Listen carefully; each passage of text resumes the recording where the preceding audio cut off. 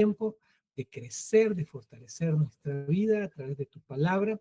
Te damos gracias porque a pesar de ser un libro que tiene complejidades para su comprensión, está en la Escritura y nos arroja luz sobre tu voluntad para nuestras vidas, Padre Celestial. Gracias por la maravillosa época que nos ha correspondido vivir. Y digo maravillosa porque es muy próxima, muy cerca a tu pronto regreso. Tenemos ya 2000 años de tu partida y siempre conservamos vigente la promesa de tu regreso, Señor Jesús. Y aquí estamos con el corazón dispuesto, con mente dispuesta, abierta a tu Santo Espíritu para recibir esta comprensión, este conocimiento. Guíanos, Padre Celestial. En el nombre de Jesús. Amén y amén. Perdón. En el capítulo 9 de Apocalipsis, allí sobre los primeros versos, vamos a encontrar en todo el capítulo 9, vamos a encontrar dos partes. La primera sección entonces la vamos a encontrar en los primeros 12 versículos y luego leeremos la segunda parte. Vamos a leer lo que estaría, lo que sería este primer ay. Recuerdan que en la clase anterior, uno de los ángeles, al terminar el capítulo 8, hace una declaración, ay de los hombres que habitan la tierra para este tiempo. Y esto indica que las próximas trompetas, porque están pendientes de ser tocadas, cuando termina el capítulo 8 de Apocalipsis, están pendientes de ser tocadas, las trompetas números 5, 6 y 7. Así que vamos a ver hoy nuestra trompeta número 5 y en la primera parte y correspondería al primer ay y luego la trompeta número 6. Dice así el pasaje: el quinto ángel tocó la trompeta y vi una estrella que cayó del cielo a la tierra y se le dio la llave del pozo del abismo y abrió el pozo del abismo y subió humo del pozo como humo de un gran horno y se oscureció el sol y el aire por el humo del pozo y del humo salieron langostas sobre la tierra y se les dio poder como también poder, como tienen, perdón, poder los escorpiones de la tierra. Y se les mandó que no dañasen a la hierba de la tierra, ni a cosa verde alguna, ni a ningún árbol, sino solamente a los hombres que no tuviesen el sello de Dios en sus frentes. Y les fue dado no que los matasen, sino que los atormentasen 5 meses. Y su tormento era como tormento de escorpión cuando hiere al hombre. Y en aquellos días los hombres buscarán la muerte, pero no la hallarán. Y ansiarán morir, pero la muerte huirá de ellos. El aspecto de las langostas era semejante a caballos preparados para la guerra. En las cabezas tenían como coronas de oro. Sus caras eran como caras humanas. Tenían cabello como cabello de mujer. Sus dientes eran como de leones. Tenían corazas como corazas de hierro. El ruido de sus alas era como el estruendo de muchos carros de caballos corriendo a la batalla. Tenían colas como de escorpiones y también aguijones, y en sus colas tenían poder para dañar a los hombres durante 5 meses. Y tienen por rey sobre ellos al ángel del abismo, cuyo nombre en hebreo es Abadón y en griego es Apolión. El primer ay pasó. Y aquí viene aún 2 ayes después de esto. Ahí tenemos la lectura de los primeros 12 versículos del capítulo 9, que trae 21 versículos por todo. Y vamos a entrar a analizar, como pudieron ver en lo que hemos ya leído, hay bastante lenguaje que Juan usa para describir cosas que él nunca antes había visto. Y empezamos otra vez en el verso 1 cuando dice: el quinto ángel tocó la trompeta. Recuerda que ya 4 ángeles en el capítulo 8 han tocado trompeta. Son 7 trompetas por todas. Y vi una estrella que cayó del cielo a la tierra. Ahora recuerda que La perspectiva desde la cual Juan está observando estos acontecimientos es la perspectiva celestial. Desde el cielo está viendo esto que acontece. Así que ve una estrella que cae del cielo a la tierra y se le dio la llave del pozo del abismo. Y quiero detenerme un poco por esta expresión llave del pozo del abismo, donde podemos considerar o sugerir que el personaje que recibe la llave tiene autoridad delegada para abrir el lugar llamado pozo del abismo. Eso en el verso 11 se identifica como el rey de las criaturas que habitan en el pozo del abismo y se le llama ángel del abismo. Además dice que en hebreo se llama Abadón y en griego Apolión. Ambos vocablos significan el destructor. Ahora, respecto al abismo, porque hay esta expresión que aparece ahí en este pasaje, llave del pozo del abismo, y luego dice el verso 2, y abrió el pozo del abismo y subió humo del pozo como humo de un gran horno y se oscureció el sol y el aire por el humo del pozo. Ahora, cuando nosotros encontramos expresiones como la palabra abismo en la escritura, particularmente en el Nuevo Testamento, se usa básicamente para designar 5 aspectos. En primer lugar, se usa para referirse a la habitación de los muertos, como se refiere en Romanos 10:7. También en segundo lugar se refiere a la habitación de los demonios, como lo refiere Lucas 8:31. También se refiere a la prisión donde Satanás es retenido por 1000 años, un acontecimiento profético que se refiere en Apocalipsis 23. En cuarto lugar, se refiere al pozo del abismo, está habitado por criaturas de aspecto aterrorizador, que es lo que estamos viendo en este pasaje. Perdón. En cuarto lugar, perdón, es la habitación de la bestia, o la morada de la bestia, como lo refiere Apocalipsis 11:7 y 17:8. Y en quinto lugar, que fue lo que me salté, es el reino de Abadón, que es lo que estamos leyendo, donde el pozo del abismo está habitado por criaturas de aspecto aterrorizador. Dichas criaturas evidentemente guardan cierta organización, puesto que tienen por rey sobre ellos al ángel del abismo. La palabra griega que traduce abismo aparece 7 veces en todo el Apocalipsis, en 9:1, en 9:1 y 2, en el verso 11 también, en el 11:7, en el 7:8, 7 veces particularmente en Apocalipsis. Y de estas referencias puedo concluirse que el pozo del abismo no es sino el lugar de detención de los ángeles malignos. Es allí donde el mismo Satanás es confinado por 1000 años durante el reinado de Cristo en la tierra. Se debe recordar, sin embargo, que el pozo del abismo es solo un lugar temporal de detención de ángeles malignos. Su rey y el mismo Satanás. La palabra de Dios declara que todos ellos, e incluso la bestia y anticristo y su portavoz, es decir, el falso profeta, serán confinados eternamente en el lago que arde con fuego y azufre. Así que ese pozo del abismo no es algo que sea eterno en relación a su al tiempo de su duración. En Apocalipsis 1:20 podemos leer el misterio de las 7 estrellas. Ahora esto hace referencia a el planteamiento del verso 1 donde dice, vi una estrella que cayó del cielo.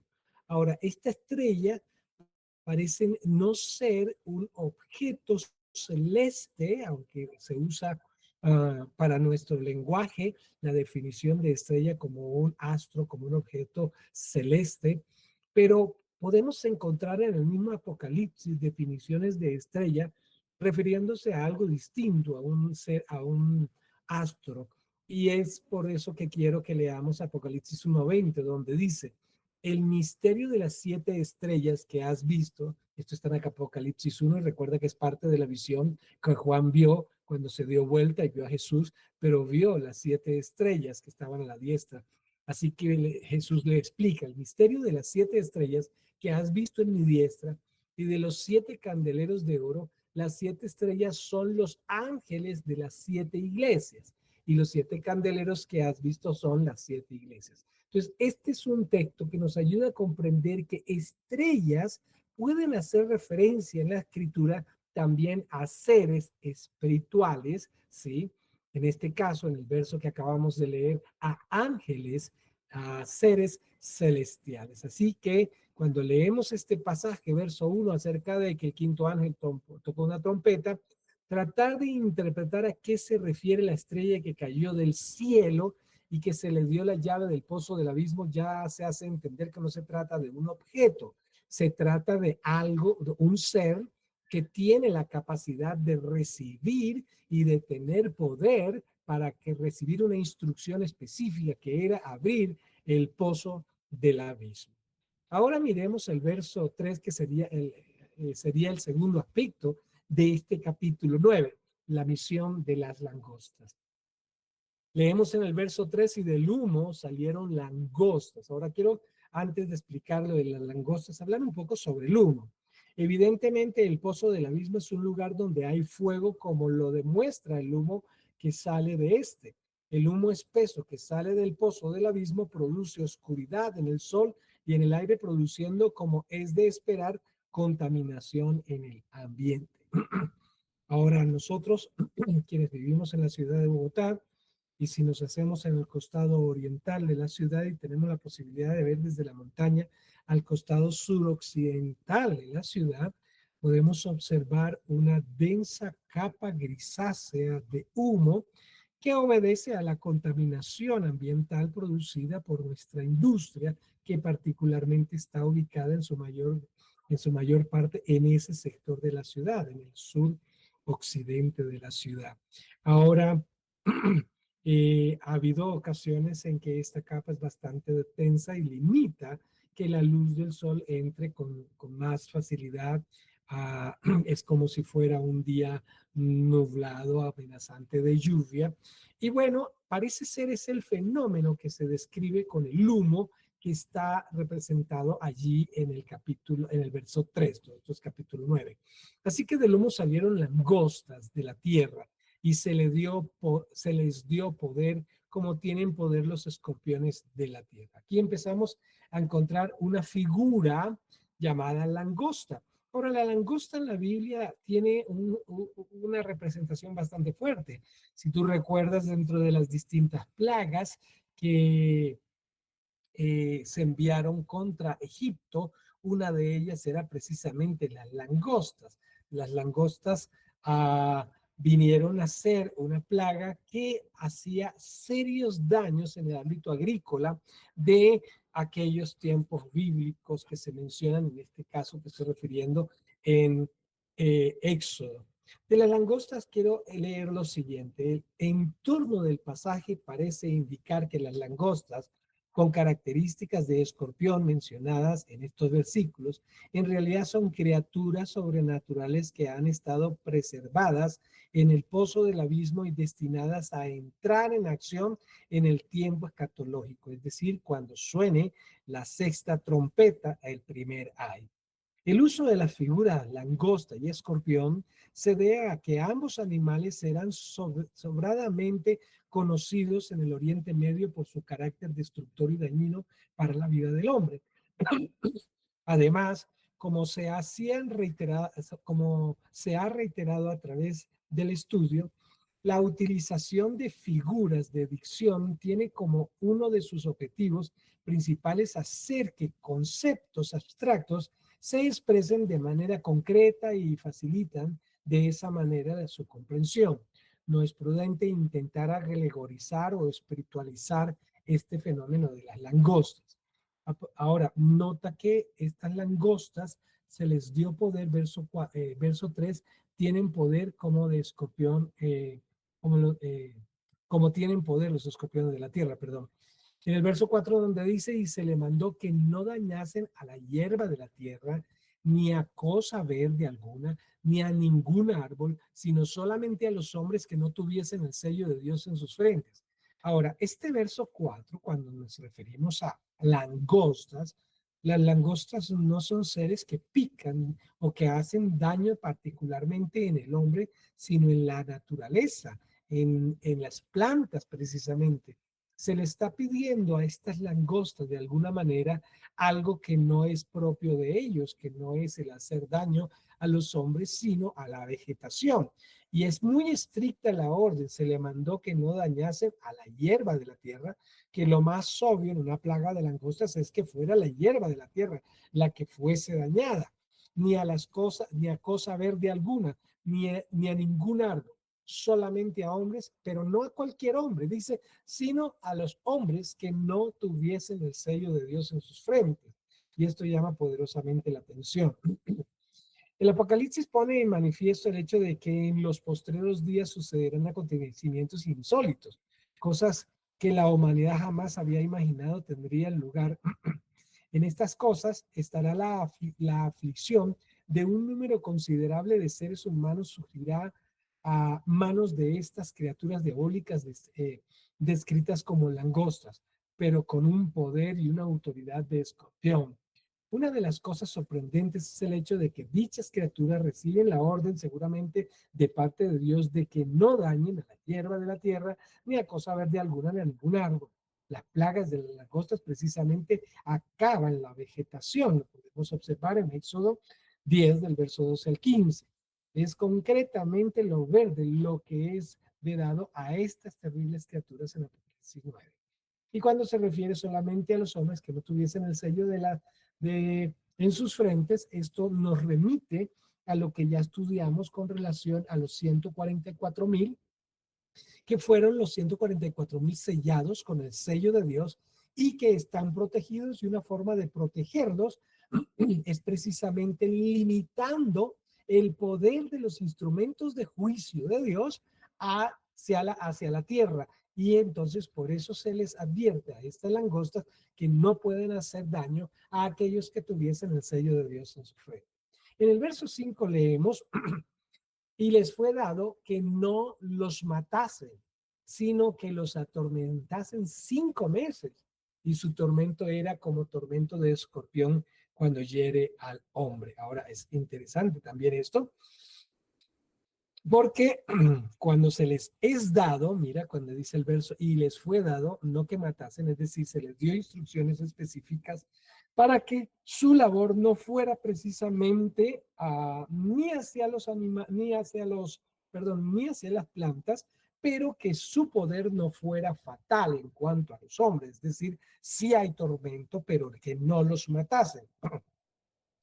Por lo general, la picadura de un escorpión es extremadamente dolorosa y aunque podría no ser mortal, la ponzoña y el veneno que inyectan causan inflamación y severa molestia. Esa realidad histórica es generalmente conocida. El texto bíblico capta esa realidad y dice que el tormento de las criaturas diabólicas sobre los hombres era como tormento de escorpión cuando hiere al hombre. Ese tormento tendrá lugar por un periodo de 5 meses. Ese era el tiempo de la vida de las langostas, el periodo de la actividad de las langostas. Tal vez por eso se menciona ese espacio de tiempo. No existe razón exegética ni teológica para que esa cifra no sea tomada literalmente y alegorizada o espiritualizada resultaría en una pérdida lamentable de la fuerza del pasaje. Entonces, ahí tenemos cuál es la misión de las langostas: atacar a los hombres con una ponzoña, como con una picadura que atormenta a los hombres, no los mata, pero su tormento dura 5 meses. Luego tenemos en tercer lugar el efecto de las langostas. Y menciona el verso 6, y en aquellos días los hombres buscarán la muerte, pero no la hallarán. Ansiarán morir, pero la muerte huirá de ellos. Tal vez, si tú has tenido la oportunidad de visitar a personas desahuciadas, y muchas de ellas saben que pues ya no hay esperanza de vida, los médicos ya dieron un parte bastante fatal, lo único que espera es morir, y de pronto se le ha dado unos paliativos para manejar el dolor tipo morfina, pero solo se espera morir. y hay algunas personas que han tenido esta condición por un periodo muy prolongado y quizás esto es lo que ha dado pie para que se dé legislación sobre la eutanasia, que es un tema bastante polémico en muchos casos, ¿no?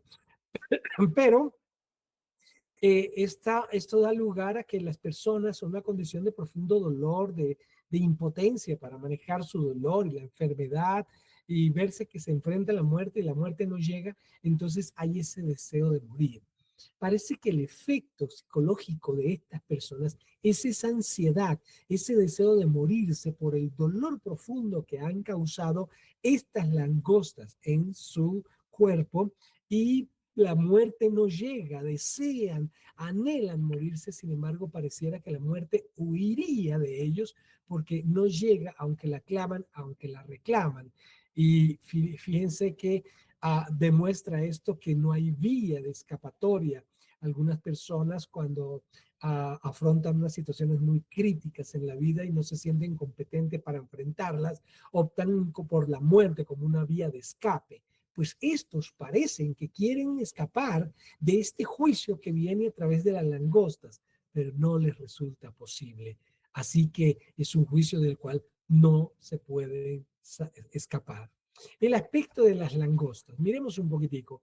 En el verso 7 dice, el aspecto de las langostas era semejante a caballos preparados para la guerra. Es decir, que tenían una forma de organización, como listos para la batalla, una especie de formación. En las cabezas tenían como coronas de oro.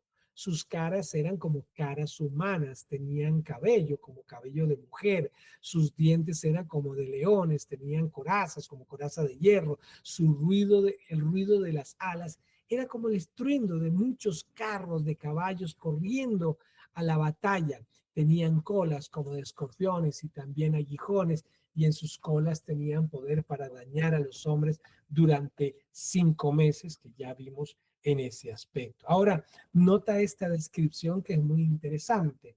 Hay tres maneras de abordar esta descripción que hace Juan. Algunos hacen una definición literal de figuras que obviamente cuando vimos ya que la estrella cae y se le da poder para abrir el abismo, tiene la llave y se le orden para abrir el abismo y entonces salen estas langostas de allí, atribuyendo entonces a un fenómeno donde demonios son liberados y estos demonios son descritos por Juan, una especie de Walking Dead o de zombies en una versión bíblica. Esto es una forma de ver este pasaje. Otras personas tratan de espiritualizar el pasaje. El problema es que si se toma una parte del pasaje de forma literal y otra de forma espiritual, se estaría violando una norma de la hermenéutica o de la interpretación bíblica en estos pasajes de Apocalipsis. Y otra forma de interpretarlo es haciendo un paralelo entre lo que está describiendo el apóstol Juan y algún evento o algún fenómeno actual de nuestra época, porque para Juan la descripción que está haciendo es de cosas que él no ha visto. Ahora, pueden ser cosas que son de carácter diabólico. Hay una buena, muchos argumentos para soportar esta posición o unos aspectos ya más tipo militar, así decirlo. Déjeme leer un poquito de lo siguiente. Obsérvese que en este pasaje Juan usa 6 veces el término como y 3 veces el texto semejante a. Eso significa que el apóstol está usando la figura de dicción llamada símil para describir la visión que tiene delante, porque evidentemente de otro modo no podría hacerlo. Así que le toca usar elementos conocidos para los lectores de su época para describir lo que él ni sus lectores han visto antes. Los dientes como de león sugieren la capacidad voraz y fiera de estas criaturas. Las corazas como corazas de hierro sugieren que estos demonios hacen acto de presencia en la tierra como un ejército eh, invencible y preparado para el combate. El ruido de sus alas es intimidante, puesto que se asemeja al estruendo de muchos carros de caballos corriendo a la batalla. La parte posterior de estas criaturas se describe como colas, como de escorpión. Sus colas están provistas de aguijones y con ellas torturan a los hombres por un periodo de 5 meses. Finalmente, Juan señala el hecho de que al frente de ese ejército diabólico viene su rey, es decir, el ángel del abismo. Ese hecho revela con claridad que el apóstol no se refiere a una plaga natural de langostas como las que atacaban los cultivos de las naciones de Oriente Medio. El escritor sagrado describe más bien a un ejército sobrenatural compuesto de criaturas infernales que ha habitado el lugar llamado el Pozo del Abismo. Su comandante lleva por nombre a Abadón en hebreo y Apolión en griego, y el sustantivo Abadón se usa en el Antiguo Testamento y significa destrucción. Y el equivalente en griego es Apolión, que tiene la misma definición de destructor. Ahora, esta es una de las posiciones para considerar la interpretación de este pasaje. Demonios son desatados desde el abismo para tienen autoridad para hacer daño a los hombres. Esa es una perspectiva. Pero también hay otra perspectiva. Si ustedes observan parte de la descripción que hacen, podríamos relacionarlos con algún tipo de armamento de nuestra época moderna. Para algunos esto pues es discutible, por supuesto, no estamos sentando dogmas sobre esto, sino mirando las diferentes aristas como está siendo interpretado este fenómeno de las langostas.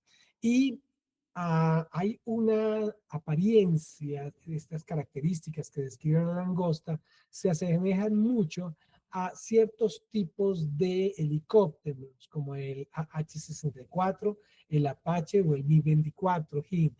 Y podemos mirar, vamos a observar las características de estas langostas y la semejanza que tienen estas con este tipo de vehículo militar. El aspecto de las langostas era semejante a caballos preparados para la guerra. Los helicópteros de ataque son máquinas de guerra diseñadas para el campo de batalla con blindaje, armamento y velocidad. Su forma alargada y robusta puede recordar a un caballo preparado, incluso la formación que a veces estos pueden llegar a tener. Esta podría ser inclusive una formación que aplica a los helicópteros como que también puede aplicar a los drones, que es de lo último que estamos viendo usado con muy buenos resultados para quien los usa. No digo que el que los usa sea bueno, pero con muy buenos resultados para quien los usa. El caso de los drones, pero la diferencia de los drones es que no emiten ese sonido que Juan sí describe como estos grandes ejércitos, caballos de grandes ejércitos que están avanzando para la batalla. En el verso 7 dice que sus cabezas tenían como coronas semejantes al oro. Y en los helicópteros, la cúpula de la cabina y los sensores frontales suelen tener un brillo metálico o dorado al reflejar el sol. Algunos cascos de piloto también tienen visores dorados que podrían verse como coronas. En Apocalipsis, ahí en el verso 7, seguimos con las características, dice que sus caras eran como caras humanas, pues el rostro del helicóptero son las ventanas de la cabina, dos ojos que serían como las dos grandes ventanas, con forma que recuerda aparentemente un rostro. Incluso algunos de estos vehículos son pintados con dientes como para mostrar un poco de fiereza. Además, dentro van pilotos humanos que son visibles. En el verso 8, la descripción contempla que tenían cabello como cabello de mujer. Las hélices giratorias, largas, ondulantes, moviéndose con el viento, pueden verse como mechones de cabello. Esta es la posición que consideran algunos respecto a esta interpretación. En el verso 8 también se describe que sus dientes eran como de leones. Y quienes piensan que es una descripción de este tipo de vehículo, los misiles, ametralladoras o cañones que sobresalen en el frente son como colmillos amenazantes. En el verso 9 dice, tenían coronas como, perdón, tenían corazas como corazas de hierro. Y hay una clarísima referencia al blindaje metálico que tienen estos aparatos de combate. En el verso 9 dice que el ruido de sus alas era como el estruendo de muchos carros de caballos corriendo a la batalla. Y si nosotros que vivimos en nuestra época y bien conocemos cómo suena un helicóptero, podemos saber que el estruendo del rotor y de los motores es ensordecedor y muy parecido al rugido de carros de batalla. En el verso 10 dice que tenían colas como de escorpiones y sus aguijones con aguijones, y en sus colas tenían poder para dañar a los hombres. Y si tú miras el rotor de la parte trasera del helicóptero, donde también hay una hélice, pero en posición vertical, no horizontal como la hélice de mayor envergadura, pues entonces podemos observar que su aspecto sí tiene apariencia de escorpión. Muchos helicópteros llevan cañones, ametralladoras o lanzadoras de cohetes montados en la cola o debajo del fuselaje. El aguijón puede simbolizar el fuego dirigido contra los hombres. En el verso 11 dice que tenían por rey sobre ellos al ángel del abismo, cuyo nombre es Abadón y en griego Apolión, y que ya vimos que la definición de estos nombres es destructor. Incluso una de las embarcaciones que está ubicada en estos momentos en el Atlántico, particularmente allí en las costas de Venezuela, es denominado un destructor. Hace referencia a un elemento militar que tiene por nombre destructor. Entonces, aquí la visión se vuelve espiritual, haciendo referencia a esto de Napoleón. Estas fuerzas destructivas están bajo una potestad oscura. En términos militares modernos sería como decir que estas máquinas de guerra están bajo la dirección del líder que traen destrucción. Ahora, si notas entonces esta semejanza que hay entre los helicópteros y esta descripción de Juan, creo que si Juan hubiese visto helicópteros, esta sería la descripción que le hubiese dado. Pero hay una cosa muy interesante en esto, y es que lo que está detrás de todas estas fuerzas es todo un movimiento diabólico que ha tenido la autorización de parte de Dios para hacer daño a los hombres. Y estos vehículos militares, podemos ver que estamos en la actualidad atravesando por varios puntos de guerra y se están abriendo nuevos puntos de guerra alrededor de todo el mundo. Supuestamente no estamos en una guerra mundial, pero varias naciones están en pleno conflicto bélico y podemos observar cuánto daño se está haciendo. Sin embargo, quizás una de las razones para tener dificultad de considerar esta posición de los helicópteros o estas langostas como los helicópteros es el tipo de daño que le fue dada a las langostas hacer. Es decir, nosotros sabemos que cuando los helicópteros envían armamento, hay una destrucción tanto de instalaciones, infraestructuras, como también de naturaleza. Ahí es donde está la diferencia, a no ser que usaran armamento químico, lo que apuntaría entonces a hacer daño a los hombres. Pero este sería un armamento químico que no mata a los hombres, pero sí les produce un dolor, les inflige un daño que, por supuesto, dura 5 meses y genera la ansiedad y el profundo deseo de las víctimas de morir. Y finalmente, la organización de las langostas, donde podemos leer, y tienen por rey sobre ellos al ángel del abismo, cuyo nombre es en hebreo es Abadón y en griego Apolión. El primer ay pasó. Todo esto corresponde al primer ay, que a la vez es la sexta trompeta. Y aquí vienen aún 2 ayes después de esto. Entonces, vamos en la sexta trompeta, pero en el primer ay. Es decir, vienen 2 cosas más, 2 ayes más, pero una trompeta más. Ahí empezamos a observar que aparte de los sellos, las trompetas y las copas, que lo veremos más adelante, existen estos 2 ay, pero estos 2 ay resaltan, están relacionados con los 3 últimos sellos y resaltan a la gravedad o el impacto que va a recibir la humanidad por el desencadenamiento de estos juicios. Ahí termina entonces la quinta trompeta y vamos entonces a la sexta trompeta, donde podemos leer a partir del verso 13, y voy a ahorrarme la lectura para ir avanzando a la lectura directamente sobre el pasaje. La orden al sexto ángel es, el sexto ángel tocó la trompeta. Se le dijo al sexto, bueno, toca la trompeta, y oí una voz. El sexto ángel tocó la trompeta y oí una voz de entre los cuatro cuernos del altar de oro que estaba delante de Dios. Recuerdan que en el capítulo anterior, el capítulo 8, estaba un ángel con un incensario y de oro, y estaba también tomando del fuego del altar y lo arrojó sobre la tierra. ¿Recuerdan esto?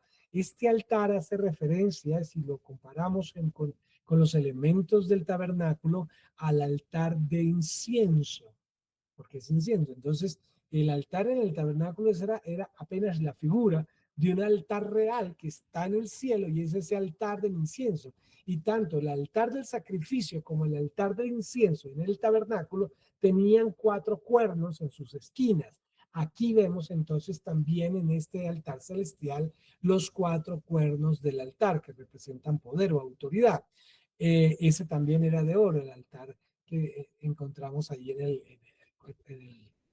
el altar del sacrificio era de bronce y el altar del incienso era de oro. Diciendo el sexto ángel que tenía la trompeta, desata los cuatro ángeles que están atados junto al gran río Éufrates. Y aquí viene otro juicio. Entonces se escucha probablemente a este mismo ángel que está ejerciendo esta labor sacerdotal allí en el altar del incienso. Le dice al sexto ángel, el que tenía la trompeta, el que ha tocado la trompeta, desata a los cuatro ángeles que están atados junto al gran río Éufrates. Ahora, en este verso podemos observar que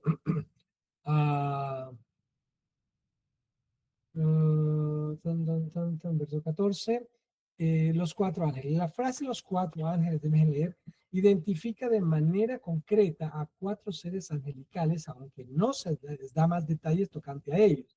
Tampoco se dice la razón de por qué están atados junto al río Éufrates. Los cuatro ángeles mencionados aquí no son los mismos que aparecen en Apocalipsis 7. Los cuatro ángeles de Apocalipsis 9:14, de este versículo, parecen ser cuatro ángeles malignos que son sueltos por la orden dada por la sexta trompeta con el fin de ejecutar los juicios destructivos en este pasaje. Probablemente el hecho de que están atados junto al gran río Éufrates se deba a que la visión del pasaje tiene que ver con la invasión organizada por los reyes del oriente, cosa que vamos a ver en Apocalipsis 16, un poco más adelante. El Éufrates es una de las fronteras de la tierra que Dios dio a Abraham. Recuerda que Abraham vino de Ur de los Caldeos, si bien lo recuerda, y Ur de los Caldeos precisamente quedaba en la ribera del río Éufrates. Y es el río que los enemigos de Dios cruzaban antes de los últimos conflictos que tendrían lugar previamente al milenio. El Éufrates era también la frontera oriental del Imperio Romano, y en el Antiguo Testamento constituía la línea divisoria entre la nación de Israel y sus enemigos en Oriente, es decir, Asiria y Babilonia. Fue junto al Éufrates en la famosa batalla de Cuarquemis, que Nabucodonosor derrotó primero a los asirios y luego a los egipcios en el año 605 a.C. Será precisamente de las márgenes del Éufrates de donde partirá la gran invasión que culminará en la gran batalla de Armagedón, que veremos más adelante en el capítulo. Así que podemos ver que para estos cuatro ángeles tienen origen diabólico, por eso estaban atados, se les permitió ser desatados a partir de la sexta trompeta para ejecutar este juicio. Y esta más adelante, creo que hay una profecía en el Antiguo Testamento donde se hace referencia a que el río Éufrates se secará para dar paso a estas legiones que vienen contra Israel en aquel periodo de la gran tribulación. En segundo lugar, vemos la liberación de los cuatro ángeles. En el verso 15 leemos: y fueron desatados los cuatro ángeles que estaban preparados para la hora, día, mes y año, a fin de matar a la tercera parte de los hombres. Mira que este juicio, a diferencia del anterior, el de las langostas, sí tiene condiciones fatales. Ahora, en juicios anteriores vimos que había sido asesinada la cuarta parte de los habitantes, perdón, la cuarta parte de los habitantes de la Tierra. Es decir, del 100% de los humanos existentes en aquel momento, la cuarta parte es el 25%. Eso es lo que ya sucedió en juicios anteriores. Pero ahora viene una orden que se le da a estos cuatro ángeles para matar a la tercera parte de los hombres. Así que de un 100%, un 25% ya había muerto y queda un 75%. Y si dividimos 75% en tres porciones para definir las terceras partes, cada porción es de 25%. Así que lo que se está diciendo aquí es que se va a matar a la tercera parte de lo que ya quedó. Eso abarcaría 25% del 100%. Y esto da como resultado, ejecutado los dos juicios, que la mitad de la humanidad en aquel tiempo había sido sentenciada a muerte, que la segunda mitad, que la primera mitad o la mitad de la mitad fue ejecutada o es ejecutada en esta parte del juicio de los cuatro ángeles. Ahí tenemos entonces este aspecto. Ahora nota que hay una definición de hora, día, mes y año, preparados para la hora, día, mes y año. Es decir, que ya está prefijado un tiempo específico para la ejecución de este juicio a través de los cuatro ángeles. Ya hay una agenda previamente programada que nadie podrá evitar que se ejecute. En, en la parte 3 tenemos entonces los ejércitos de los jinetes. En el verso 16 podemos leer entonces, y el número de los ejércitos de los jinetes, perdón, el número de los ejércitos de los jinetes era 200 millones. Ahora, ¿cómo sabe Juan? ¿Era un cálculo visual? No, yo oí su número. Juan oyó el número de los jinetes, que eran 200 millones. Así que aparece aquí, derivado de estos cuatro ángeles, un ejército que va a tener la posibilidad de atravesar el Éufrates e ir hacia Israel, y ese es el número de los jinetes. Así vi en visión caballos y a sus jinetes, los cuales tenían corazas de fuego, de zafiro, de azufre, y las cabezas de los caballos eran como cabezas de leones, y de su boca salían fuego, humo y azufre. De ello, permítame leer lo siguiente. De manera que un tanto brusca, el apóstol Juan presenta ante los lectores una descripción de los ejecutores del juicio relacionado con la sexta trompeta. Juan no da ninguna explicación tocante al origen de los ejércitos de los jinetes mencionados en este versículo. Los cuatro ángeles, una vez liberados, se convierten en una inmensa fuerza de caballería. El relato ofrecido por el apóstol sugiere que existe una relación directa e íntima entre los cuatro ángeles y el sorprendente ejército de 200 millones de jinetes. Podría ser que cada uno de los ángeles comanda un ejército, y de allí el uso del plural ejército, de modo que los cuatro ejércitos unidos totalizan la tremenda fuerza militar de 200 millones. Es difícil determinar la naturaleza de los ejércitos. Hay expositores que los identifican como seres humanos. Otros, sin embargo, entienden que son seres infernales o demonios. Un estudio del entorno del pasaje de las actividades de dichos ejércitos inclina en la balanza en favor de que se trata de seres sobrenaturales y no de seres humanos. El verso 17 apoya la convicción de que se trata de seres sobrenaturales. El hecho de que tanto los caballos como los jinetes tenían corazas de fuego, de zafiro y de azufre, además las cabezas de los caballos eran como cabezas de leones y de bocas salían fuego, humo y azufre, esa descripción es más apropiada a seres sobrenaturales. Sin embargo, hay otras personas que pueden considerar esta descripción muy semejante al de las langostas pero ya refiriéndose a otro tipo de vehículo blindado. Por ejemplo, la coraza de fuego, zafiro y azufre puede hacer referencia a blindaje de acero pintado con camuflaje, colores oscuros y metálicos que recuerdan la fuerza y fuego, blindaje reforzado con depósitos de combustible para lanzallamas, blindaje metálico y fuselaje pintado de colores militares. En cuanto a la cabeza de caballos como leones, la torreta frontal parece una cabeza grande y poderosa similar a un animal. La boquilla de lanzallamas parece una boca abierta que expele fuego. El morro del helicóptero, en el caso del helicóptero Apache, tiene una forma intimidante con sensores y cañones. Dice que de su boca salía fuego, el cañón dispara proyectiles incendiarios que generan fuego y explosión, literalmente arrojan llamas y fuego de su boca metálica.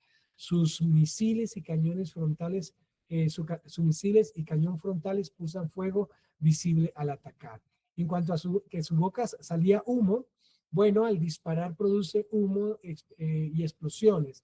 El combustible en llamas produce denso humo. Los cohetes y misiles dejan estelas de humo en el aire. Y en cuanto a que su boca salía azufre, esto puede ser el olor o la sensación de destrucción. El olor de la pólvora y explosivos quemados es penetrante y sofocante. El lanzallamas quema combustible y produce gases tóxicos con olor fuerte. Los explosivos de sus misiles generan olores químicos fuertes. Sean demonios o sean fuerzas militares organizadas bajo toda una actividad jerárquica diabólica, pues podemos considerar que se ha levantado hacia Israel un gran ejército para traer este juicio y esta destrucción, pasando por encima de la frontera del río Éufrates. Finalmente, ya para ir terminando, tenemos el impacto de las tres plagas. ¿Cuáles plagas? Bueno, lo que leemos acerca de azufre, aquí lo leemos en el verso 18. Y estas tres plagas fue muerta, y por estas tres plagas fue muerta la tercera parte de los hombres, por el fuego, el humo y el azufre que salían de su boca. Ahora notan que esto salía de la boca, bueno, en el caso de los cañones y en el caso sea demoníaco, tiene un efecto físico, letal en la tercera parte de la humanidad. Pues el poder de los caballos estaba en su boca y en sus colas, porque sus colas eran semejantes a serpientes, tenían cabezas y con ellas dañaban. Ahora mira entonces ese efecto. En cuanto a esto, quiero leer lo siguiente. La primera descripción probablemente se refiere al color de las corazas y no al material de que estaban hechas, y en esto coinciden los que piensan que son armas militares. La segunda característica mencionada apunta al carácter feroz de los ejércitos infernales. Tomás, un comentarista, señala que la semejanza de la cabeza de los caballos y a la de leones sugiere que el ejército combinaba la velocidad de los caballos con la apariencia majestuosa de los leones. Los leones en otros pasajes de Apocalipsis manifiestan terror, ferocidad y capacidad para destruir. Aquí parece destacarse su preeminencia. Y finalmente, eh, tenemos lo que es la dureza del corazón de los sobrevivientes. Entonces, las dos terceras partes de la humanidad de ese tiempo, pues, ¿cuál va a ser su reacción? Lo normal sería que hubiese una condición de arrepentimiento cuando ven tanto juicio. Pero mira la actitud, verso 20. Y los otros hombres que no fueron muertos por estas plagas, ni aun así se arrepintieron de las obras de sus manos, ni dejaron de adorar a los demonios y a las imágenes de oro, de plata, de bronce, de piedra y de madera, las cuales no pueden ver, ni oír, ni andar. Quiere decir que estas personas, en lugar de buscar directamente a Dios, su situación de dolor, de aflicción, de muerte, los lleva así a una actividad espiritual, pero no directamente con Dios, sino a brujería, a paganismo, a buscar imágenes, a practicar este tipo de rituales. Y sabemos perfectamente que en muchos sectores del mundo, cuando hay momentos de crisis, muchos no buscan a Dios, sino que apelan a prácticas precolombinas, hechicería, brujería, a una cantidad de prácticas totalmente abominables y que Dios rechaza y que están contempladas como violación de norma divina en el primer mandamiento. No te darás dioses ajenos ni te inclinarás. Y en el segundo mandamiento, no te harás imagen ni ninguna semejanza de lo que está arriba ni te inclinarás ante ellas, y etcétera. Y finalmente en el verso 21 podemos leer, y no se arrepintieron de sus homicidios, ni de sus hechicerías, ni de su fornicación, ni de sus hurtos. Ahora, ¿por qué hay esta implicación? Parece que con este texto no se arrepintieron, esta declaración no se arrepintieron de sus conductas y estas cosas, y en el verso 20, ni aún así se arrepintieron de las obras de sus manos, denotan que la intención del juicio parece buscar eso, ¿sí? Parece buscar que haya un poco de la gracia de Dios en el arrepentimiento, pero a pesar de eso no se obtiene ese arrepentimiento allí entre los hombres después de estos juicios. Así que esto tenemos entonces aquí en este pasaje. Voy a detener la presentación.